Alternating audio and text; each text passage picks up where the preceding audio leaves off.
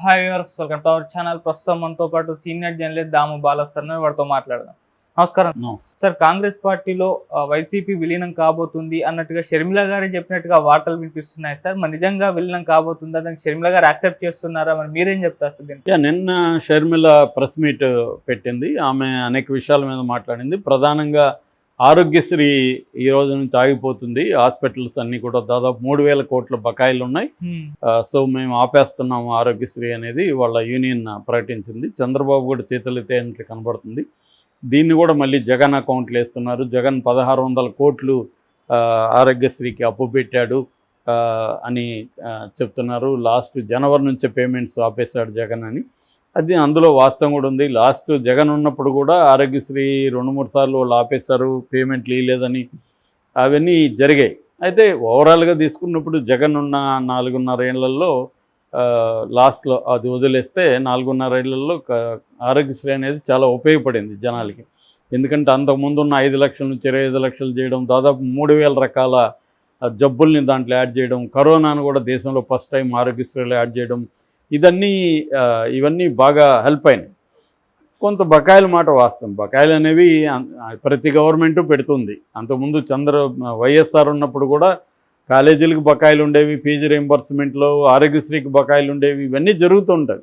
వాళ్ళు కూడా ఎందుకు బకాయిలు ఉన్నా కూడా ఎందుకు చేస్తుంటారంటే ఈ డబ్బు ఎక్కడికి పోదలే, ఎప్పుడో ఒకసారి వస్తుంది, మనకి ఇంత బల్క్గా డబ్బులు వస్తాయి కదా అని. ఆరోగ్యశ్రీ వల్ల ప్రజలకు ఎంత ఉపయోగం అంతకు రెట్టింపుగా కార్పొరేట్ హాస్పిటల్కి ఉపయోగం జరిగింది. అట్లాగే ఫీజు రీయింబర్స్మెంట్ వల్ల బీసీలు కావచ్చు, మిగతా సెక్షన్స్ ఎంత లబ్ధి పొందారో ప్రైవేట్ కాలేజీలు కూడా అంతే లబ్ధి పొందాయి. కాకపోతే వాళ్ళకి ఇమీడియట్గా డబ్బులు వెళ్ళవు. కొంత లాబింగ్ చేసుకోవాలి, కొంత ప్రెజర్ చేయాలి, మెల్లగా డబ్బులు వస్తాయి. ఇది మామూలుగా ఉండేదే. చంద్రబాబు పోయేటప్పుడు కూడా, చంద్రబాబు 2019లో దిగిపోయేటప్పుడు కూడా 700 కోట్ల ఆరోగ్యశ్రీ బకాయిలు ఉన్నాయని చెప్తున్నారు. కాబట్టి జగన్ కూడా బకాయిలు ఉండడం వాస్తవమే. కాబట్టి జగన్ మీద తోసేసి ఆపేయడం అయితే కరెక్ట్ కాదు. దీన్ని నేను అనుకోవడం చంద్రబాబు కూడా కంటిన్యూ చేస్తాడని అనుకుంటున్నా. ఎందుకంటే ఆయనకు కూడా మంచి పేరు వస్తుంది. విద్య, వైద్యం ఈ 2 రంగాల్లో చేయాలి. కాకపోతే చంద్రబాబు టాక్టిక్స్ వేరేగా ఉంటాయి. చంద్రబాబు అంతా ప్రైవేటైజేషన్ మీద మొగ్గు చూపుతాడు. ఈ మధ్య గుజరాత్ మోడల్ని తీసుకొచ్చి అన్నిటినీ హాస్పిటల్ అంతా పీపీఈ అంటున్నాడు. పీపీఈ అంటే ప్రైవేట్ పబ్లిక్ మోడల్ అనమాట అది. సో ఈ మోడల్ని ఇప్పుడు ఆయన అడాప్ట్ చేస్తున్నాడు. ఈవెన్ రోడ్లు వేయడం, రూరల్ రోడ్లు కూడా పీపీఈ మెథడ్లో వేసి టోల్ పెట్టేస్తున్నారు. ఇది ఫైనల్గా అంతిమంగా ప్రజల మీద భారం అయితే గ్యారంటీగా పడుతుంది. సో రేపొద్దున గవర్నమెంట్ హాస్పిటల్ అనే కాన్సెప్టే లేకపోతే మామూలు పేదలు ఎక్కడికి వెళ్ళాలి? సో ఇది ఇబ్బంది. కాకపోతే దీన్ని మీద ఆమె మాట్లాడింది, గట్టిగానే చంద్రబాబును నిలదీసింది. At the same time Jagan మీద ఎప్పట్లాగే ఆమెకి జగన్ ఎక్కడ సందు దొరికినా ఆమె జగన్ని తీవ్రంగా విమర్శించకుండా ఉండదు. సో చాలా తీవ్రంగా జగన్ని విమర్శించింది. జగన్ మళ్ళీ అధికారంలోకి రాడని ఒక శాపనార్థం కూడా పెట్టింది జగన్ మీద. ఇంకా జీవితంలో అతనికి అధికారం రాదని శాపనార్థం పెట్టింది. అట్లాగే జగన్ గతంలో సర్వనాశనం చేశారు రాష్ట్రాన్ని, మళ్ళీ ఆమె పాత పాట పాడింది. సో చంద్రబాబును కూడా విమర్శించాలి కాబట్టి విమర్శించినట్టుగా ఉంది. కానీ ఆమె ఫోకస్ అంతా జగన్ మోతుంది. ఈ కాంటెక్స్లో ఇప్పుడు జగన్ ఇండియా కూటమిలోకి వెళ్తాడా అనేది వీళ్ళు అడిగినప్పుడు పిల్ల కాలువలన్నీ కాంగ్రెస్లో కలవాలి, కాంగ్రెస్ ఒక సముద్రం అని ఆమె చెప్పింది. నిజానికి ఆమె కాంగ్రెస్ వాది కాదు. మొన్ననే కాంగ్రెస్లో చేరింది. ఆమె ఏమీ కాంగ్రెస్ వాది కాదు. కాంగ్రెస్ పాలిటిక్స్ ఆమెకి ఏమీ ఇంకా వంటపట్ల. ఇంకా ఆమె తాను ఒక రీజనల్ పార్టీ లీడర్గానే బిహేవ్ చేస్తుంది. ఎందుకంటే ఒక టీం వర్క్లో పనిచేయడం అనేది ఆమెకు అలవాట్లేదు. అదొకటి. రెండోది, కాంగ్రెస్ మహాసముద్రం అనే దాంట్లో అది కంప్లీట్గా ఫేక్. అది ఆంధ్రప్రదేశ్లో కాంగ్రెస్ మహాసముద్రం కాదు, అదే పిల్ల కలువ.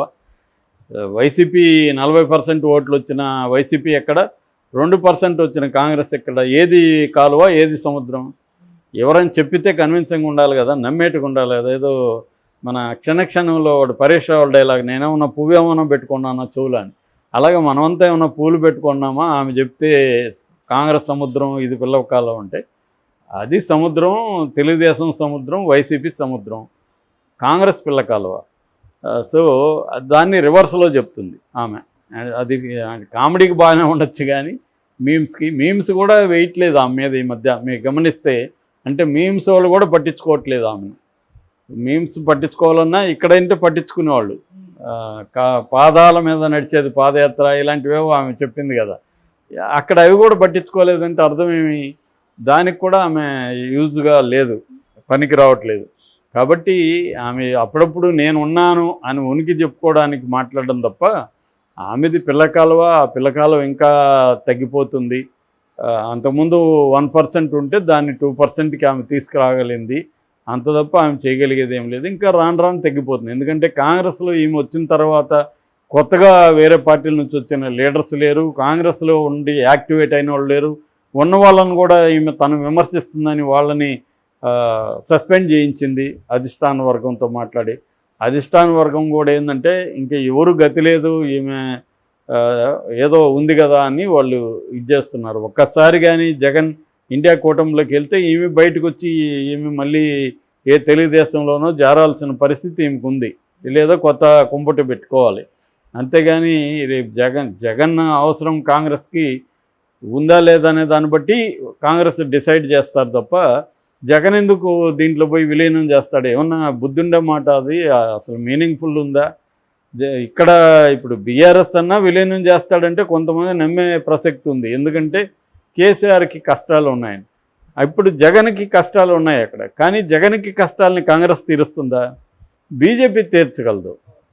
ఆ మాటకు వస్తే అంత వరస్ట్ పరిస్థితి వస్తే జగన్ వైసీపీని తీసుకెళ్ళి బీజేపీలో కలిపితే అర్థం ఉంది. కానీ కాంగ్రెస్లో ఎందుకు కలుపుతారు? కాంగ్రెస్ ఏమన్నా ఇప్పుడు అధికారంలోకి రాబోతుందా? నెక్స్ట్ వస్తుందో రాదు తెలీదు. వచ్చినా కాంగ్రెస్కి ఎన్ని సీట్లు వస్తాయో తెలీదు. అదొక పెద్ద కుంపటి. అది ప్రతి ఒక్కరికి అక్కడ ప్రధానమంత్రి కావాలి కాబట్టి ఆ కుంపటి ఎన్ని రోజులు ఉంటుందో తెలీదు. అట్లాంటి ఒక దాంట్లో పోయి ఇప్పుడు జగన్ కాకపోతే ఇండియా కూటమిలో చేరే అవకాశం ఉంది. ఎందుకు? అక్కడ డోర్ క్లోజ్ కాబట్టి. అతను ముందు ఉన్నవి 2 ఆప్షన్లు. ఒకటి బీజేపీతో ఉండాలి. బీజేపీ నాతో ఉండడానికి నేను ఒప్పుకొని అన్నప్పుడు ఏం చేయాలి? ఇంక అతను కూటమిలోకి జాయిన్ అవ్వాలి. జాయిన్ అవ్వకపోతే అతనికి సపోర్ట్ సిస్టమ్ అనేవి లేవు. చంద్రబాబు నుంచి కాపాడలేరు. చంద్రబాబు కాంగ్రెస్లో కూడా పోకుండా ఉండడానికి స్ట్రాటజీలు వేస్తున్నాడు. కాంగ్రెస్ కూడా డోర్స్ ఓపెన్ చేయట్లేదు ఇప్పటివరకు. మొన్న ఢిల్లీలో కూడా కాంగ్రెస్ని పిలిస్తే కాంగ్రెస్ రాలేదు, మిగతా పార్టీలు వచ్చాయి. మిగతా పార్టీలు కాంగ్రెస్ మీద ప్రెజర్ తెస్తున్నాయి. కానీ మిగతా పార్టీలు కూడా ఇప్పటికిప్పుడు జగన్ అవసరం ఏమీ లేదు కాబట్టి వాళ్ళు కూడా బీభత్సంగా ఏమి ప్రెజర్ తేరు. కాబట్టి కాంగ్రెస్ ఇండియా కూటమిలోకి జగన్ చేరడానికి కాంగ్రెస్ ఇప్పటికిప్పుడే ఒప్పుకునే పరిస్థితి కనిపించట్లేదు. అది వాస్తవంగా ఉంది. అంతవరకు ఆమె చెప్పచ్చు. కానీ అది పిల్ల కాలువ మాది సముద్రం అంటే మాత్రం అంతకంటే కామెడీ ఇంకోటి లేదు. పెద్ద జోక్ అది. ఎందుకంటే ఆమె పిల్ల కాలువగా ఉండి తాను భ్రమిస్తుంది. అంటే చాలాసార్లు మామూలు పాములు కూడా నాగుపాము అని భ్రమిస్తుంటాయని చెప్తారు. అలా ఫీల్ అవుతుంటుంది అది. కానీ ఫైనల్గా ఎంతసేపు ఫీల్ అయినా రియాలిటీలోకి రావాల్సిందే ఎప్పుడు. సో షర్మిల అలాగా మాట్లాడుతుంటుంది. దాన్ని సీరియస్గా ఎవరు తీసుకోరు. ఆమె ఈ కాంగ్రెస్ అనేది ఖచ్చితంగా కాంగ్రెస్లో జగన్ విలీనం చేయడానికి మనకి ఎప్పుడైనా కూడా విలీనం అంటే దానికి ఒక అవసరం, వ్యవహారం ఉండాలి.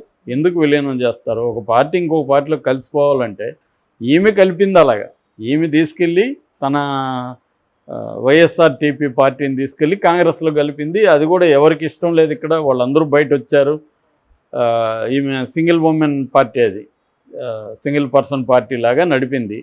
ఇప్పుడు కూడా అలాగే కాంగ్రెస్ని నడపడానికి ట్రై చేస్తుంది. వాళ్ళు అధిష్టానం గమనిస్తున్నారు. ఆ యాంగిల్లో ఆమెకే దిక్కు లేదు. ఆమె వేరే వాళ్ళ పాలిటిక్స్, వేరే వాళ్ళ భవిష్యత్తు గురించి ఆమె చెప్తుంది.